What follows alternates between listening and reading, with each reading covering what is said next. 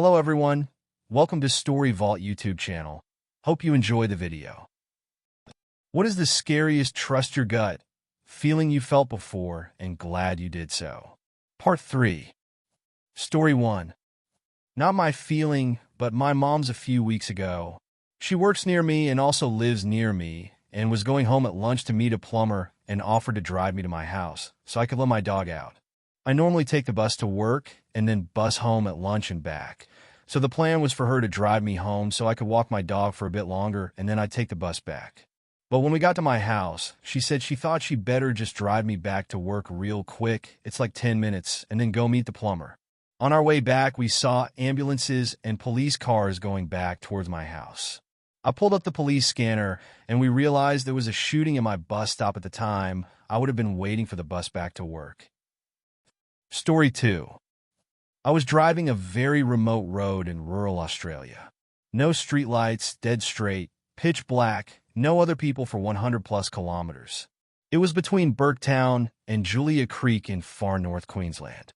The song Can't Stop by the Red Hot Chili Peppers was playing, and it repeated stop 3 times halfway through the song. I thought, ducking weird for Bluetooth to be messing around after it's been perfect for the last 8 hours of driving, but as I finished that thought, I had a feeling there was something more to it. So I slowed right down. I must have got to about 60 km/h when a herd of donkeys wandered onto the road. Had I been going the 120 kilometers, I would have hit them no doubt, and very likely been in quite a decent accident. I was going just slow enough to navigate them and ended up having to swerve onto the side of the road, which is just dirt.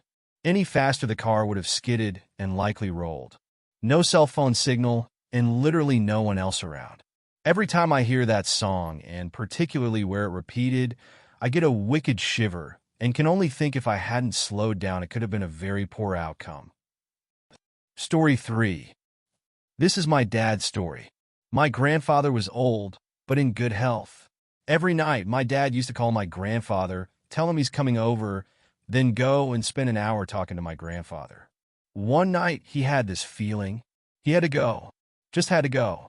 He called and said he was coming. Nothing seemed out of the ordinary. But then a series of really unlikely things happened.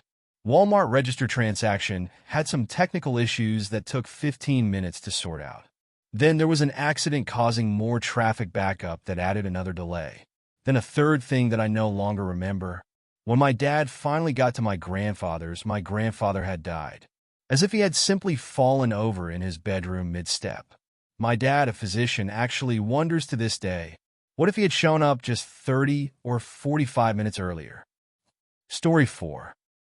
Felt sick one morning, borderline whether it was enough to pull a sickie. I did call in sick. My colleague who always gave me a lift to work was involved in a head-on crash with a truck that veered lanes. He survived with minor injuries. The passenger seat was completely crumpled, seat to dashboard. Story 5. At school, there was an event with a little buffet line. I was in line next to one of my classmates I didn't know well. Nothing happened. Might have said a word or two to him. I want to sit down next to my now husband. We hadn't been dating long. He whispered that I should never be alone with a classmate that was next to me in line. I pushed him for more. Did he know him? He said no, never seen him before, but he could tell he was a bad dude. Couldn't really explain it. Later that year we learned he forced himself to at least 7 classmates. Husband said he's only gotten that feeling a few times, but it always pans out. He just can read criminal sociopaths or something. We listen to that gut feeling when it happens. Story 6. I was almost the first victim of a serial rapist who pretended to be a cop. The whole night was bad. It started with getting yelled at for not wanting to smoke weed around a kid. Mom thought I was being judgmental of her. I mean, she wasn't exactly wrong, but it was illegal back then, and I didn't want to smoke around their toddler. Then the husband cornered me later and tried to make out with me, and I was like, duck this, I'm going home. I'm walking home, and this guy stops and asks if I need a ride.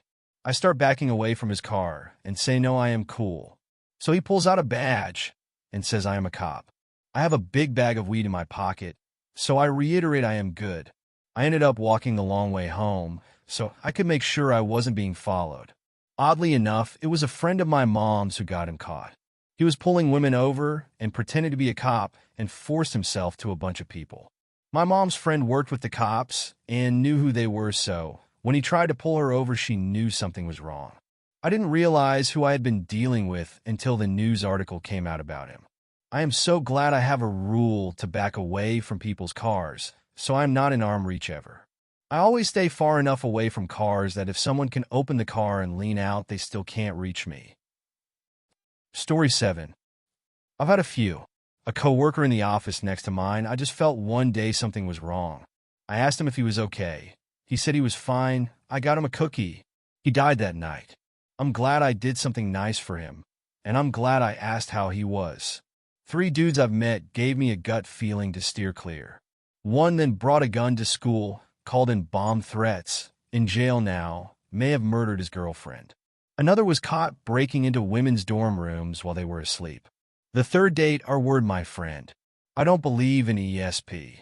I do believe your brain is gathering a lot of information that you aren't really focused on that can tell you things you might feel as gut instinct. Story 8. I thought my son's breathing was weird. He was 4 days old. I couldn't even explain to his doctor what I thought was weird. I just knew it was weird. Took him into the pediatrician, and she did a basic look at him, watched him breathe, and said he was fine. I'm just in anxious mommy mode. Yeah, okay. Following day, I take him into the yard telling them the same thing. I don't know what it is, but his breathing is just weird. And boom, his oxygen was 72. He ended up staying on supplemental oxygen at home for 2 months. I was crying to one of the nurses, and he told me, Mom, instinct is real, and I've seen it save a lot of kids' lives. Story 9. I wanted to talk to a professor about an essay I was writing. I knew her office hours were open, just talked to a bunch of friends, and had good grades. It was a new term, and things were good. Even nice weather for fall term. I thought, duck it, I'll just grab a snack from the student store. I walked in, popped open a cup noodles, and dispensed hot water in it. As I was paying for it at the counter, a student burst in out of breath, crying and frantic. She said to call the police as there was an active shooter. We hid in the supply closet next to snacks and textbooks, along with at least 6 others. The student explained where it was, and it was a rampage through the same building I was about to go to. My professor was with a student, and I would have been waiting right in the open near where part of the rampage took place. At least 9 died that day, and 1 was someone I grew up with. If it weren't for my gut literally feeling empty and my mind saying, duck it, I would have had a front row seat to that. Story 10. Not me, but my daughter. We were at a mall and had just arrived at the food court. My daughter, 24, suddenly got agitated and said, We have to leave. We have to leave now. I thought she was about to get sick and told her to head to the car, that I was going to get her siblings some lunch, and we'd be right out. She looked terrified and said, No, we have to go now. I had no idea what was wrong, but we quickly went to the car.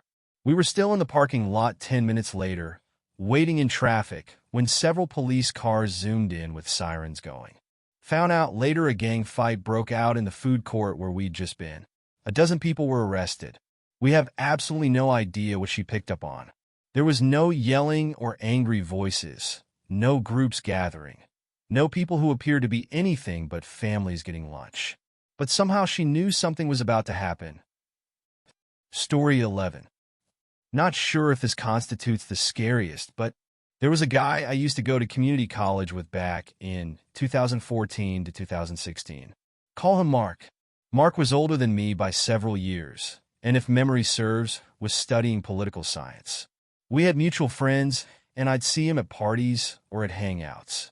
Can't say he always gave me the creeps, but I definitely noticed there was something about him that was off. Ironically enough, he could be surprisingly charismatic and didn't have a difficult time with women despite not being the most handsome guy in the world. What really got me, though, was one time at a hangout, Mark and I got to talking. I said something to him that made him stop and stare me down. I stared back because I thought it was in jest, and then I noticed there just wasn't anything in his eyes, like staring into black holes. Ducking tripped me out. Remarkably intelligent guy, too. And I'm almost ashamed to say that we ended up getting along for some time after that, because I was never able to shake the off feeling he gave me. but I could only ever tolerate him in doses, so I kept him at a distance until I found out who he really was. Apparently, years before we ended up at community college together, he'd either been in some kind of frat or communal living where he threw this party and ended up forcing himself to a woman. Found this out through a close friend who knew him then, but who was beaten unconscious by the other people in the house before he could stop it from happening. He told me that Mark had apparently done psychedelics out in the desert with some friends prior to that incident, and when he got back, he was just different. Obviously, I ensured there was no contact between us anymore. Well, through mutual friends, I found out that a few years ago, he murdered his mom. Dude had a psychotic break, killed her, and dumped her body in his town's lake. Made the local news. Dude's still so out of it he's been put into the state's mental institution for the rest of his life. Story 12. Last March, before my father passed away, I called my mom to see if she got a text message I had sent her after not talking to her for almost a year. Something had told me to call her, and when I did, she told me she was on the way to the hospital because my father was at urgent care and had a heart attack while talking to the doctor, and another one in the ambulance on the way to the hospital. Later on that night, we found out that he had a heart attack 2 weeks prior around Valentine's as well, which is weird because around that time myself as well as my brother started having really bad chest pains to the point I told my husband I was about to go to the ER and not wait for my appointment a week later. We also found out that he had CHF, a blood clot in his 8th lung, and 2 clots in his heart. Sadly, he passed away less than 2 months after finding this all out. After he passed away, his cardio told my mother he had a genetic heart condition that myself and my siblings need to be checked. So I now have the same cardio as my dad, and it's sad going in the office knowing my father was there. So, that's the end of the video. Hit the like button and subscribe. Have a good day, and see you in the next video.